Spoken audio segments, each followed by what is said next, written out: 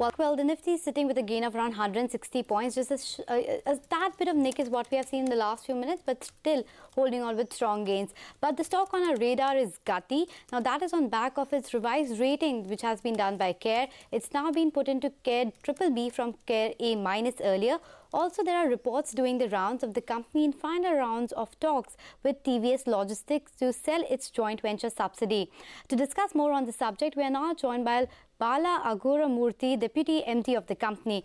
Mr. Bala, good afternoon. Thank you so much for joining us. First up, if you can clarify on this rationale that has been given by CARE. They talk about exposure to one of your group companies and say that the promoter holding has also been coming down, as well as the cash flows of the companies have been stressed. Would you like to clarify on that?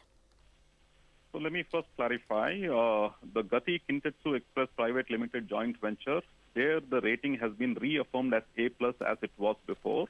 The re-rating that you refer to is for the Gati mother company, standalone company, Gati Limited, where the re-rating has happened to BBB from an A+, A-. We have made a representation to the rating agency giving our point of view. We do not have the same concerns about the exposure that is being referred to. The Gati standalone company has improved its debt position from a 284 crores as on March 2017 to now 125 crores as on date, and this includes an additional borrowing of 72 crores. So our debt position has actually improved.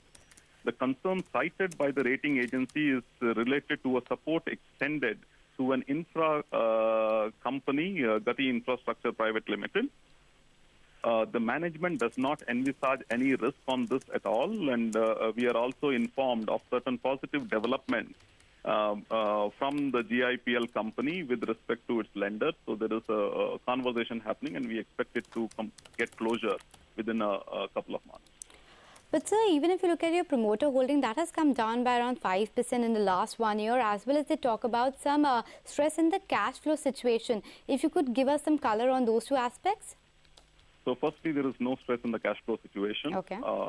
We have paid all our dues in the first 6 months, and we have ample cash reserves. There are fixed deposits in the name of the company, and more than covering our requirements for the rest of the year. In terms of the promoter holding, the promoter himself has clarified that there are certain plans in progress. There is no worry on that count. The promoter is absolutely on top of this holding. Okay, and sir, how has been the overall business environment? How was the performance in Q2? And with this massive crude rally and the rising diesel prices, how has that impacted the business of all these logistic companies as well as fleet operators? And have you been able to pass on these costs? So our Q1 performance has been on expected lines. We have actually reported a near 8% Y-on-Y growth in our B2B business. Even in our e-commerce business, we have, in the Gati standalone company, we have reported a double-digit growth. Our EBITDA has improved in our standalone company. In terms of the diesel inflation that you talk about, of course, the diesel inflation hurts everybody, and so it does. So it hurts Gati as well. Having said that, we are in active conversations with our customers to find a good win-win balance of the burden. The way I would put it. It is a cost-plus industry. There has to be a sharing of the cost burden. Okay, and so there have been reports regarding the stake sale to TVS Logistics. Any truth in that report? And have you heard from any of your other investors, whether it's Kintetsu, Goldman Sachs, New Horizon, on the matter? So let me first clarify. There is an approval from our board to look for a new joint venture partner to take our growth to the next level.